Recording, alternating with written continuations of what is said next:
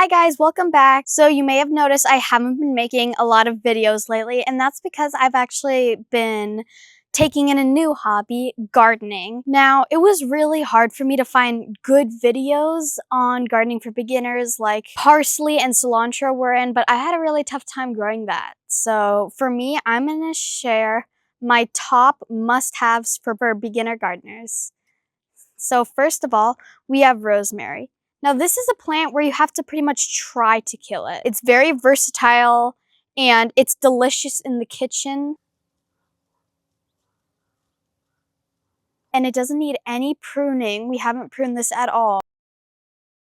We thought it was dead for a while actually, but then like the next morning, poof, it's a miracle, it came back. Next is basil. Now this is the biggest must-have. You have to have basil. There's different types of basil. Here I have Thai basil and sweet basils. There's a slight difference. The Thai basil is a little different in color. Its leaves are thinner and its flavor is different. Like, I'm actually going to eat one right now.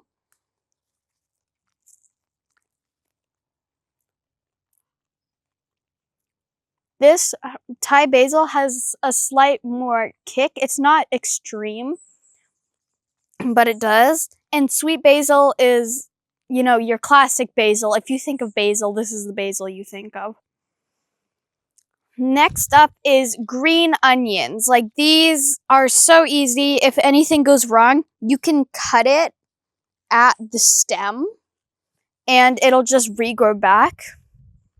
Next is sage.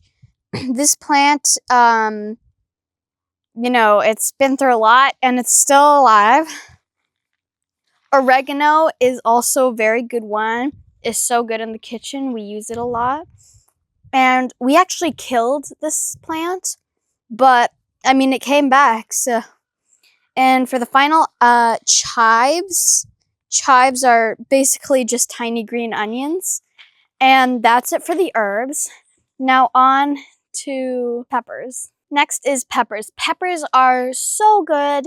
They come in all different flavors. You can do all sorts of things with them. Now, we have mostly spicy hot peppers here because those, I guess, do really well in this kind of climate. We also have a couple bell peppers here that are doing great, as you can see.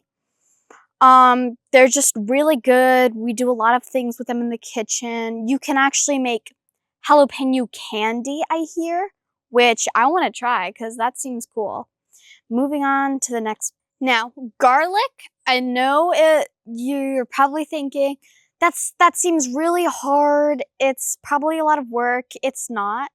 But there's a specific type of garlic that in a warmer climate you should get, and also if you're a beginner. It's called soft neck garlic. As you can see, the neck is I can just like take it off easily. What you want to do is separate the cloves like that. Just pop them off. Make sure to keep this bottom part intact because that's where the roots are actually going to come out of. And you want to take a big clove like this. Like, I know sometimes there are like little cloves. You don't want those. The bigger the clove, the bigger the bulb. And you can just come over, dig a hole, usually about 3 to 6 inches deep. Place it pointy side up. Cover it back, water it in, and in like a week or so, it'll sprout up, make a new bulb of garlic, and you can just keep doing that cycle forever. So, on to companion planting. So, tomatoes, they are one of the most easy plants to grow. Every time you go to a gardener's house, you'll probably see tomatoes. There's so many types of them. They can thrive in almost any sort of environment. And to get more tomatoes, what you can do is companion plant. You see, that's where you plant tomatoes, and I have marigolds here and basil, and I'm gonna let those flower. Flowering is great. You always want to have some sort of flower in your garden. That helps attract pollinators. Like, you should see, I have like 1,000 hummingbirds coming a day. just because of those marigolds. The basil is on its way. And I also have broccoli in that bin because broccoli you can pretty much plant anywhere. With my tomatoes, I as well have some watermelon plants. And in another video, I'll show you how to take care of those. But tomatoes and marigolds are a classic. They're delicious. It's like it's like an explosion of flavor in your mouth when you home grow tomatoes. You'll never get anything as good as these tomatoes, I'm telling you. Next, we have lettuce. Now, lettuce is kind of something I think everyone eats one way or another. And the only thing you have to do, I water this bin every day in summer and every other day in winter, but that's just for my San Diego desert climate. You might have to water yours like once a week or so, but as long as you water it enough and you keep its leaves out of the ground, like look at this, you'll get an abundance of this. I snack on this every time I come out, and it's just lettuce that I've ever tasted. It's so fresh. It's just like amazing. On to the next. Next up is a plant that most people don't really know about and appreciate. The dragon fruit.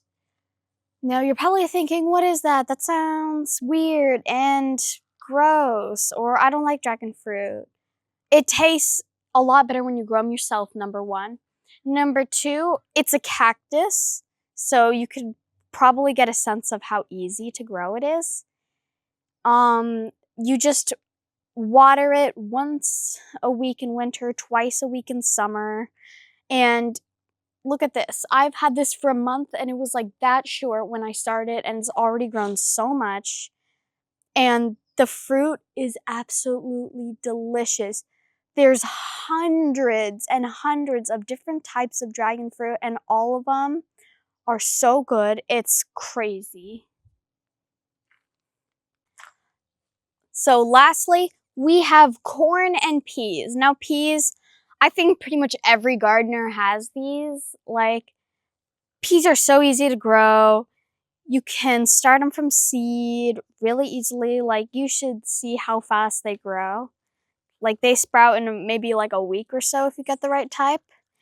And corn, well, you can just see how vigorous this is. I've only had this for like 2 weeks, starting from seed, and it's huge. It's gonna produce lots of corn for me. And all I did was plant a seed about, 6 inches away from each other.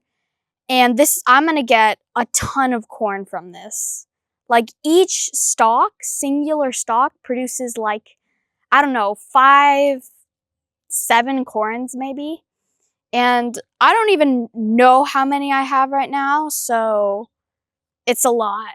And it's really easy. I just water this every other day, and I'm gonna get a lot of corn. The last plant I have is sort of a bonus plant, It is the sunflower.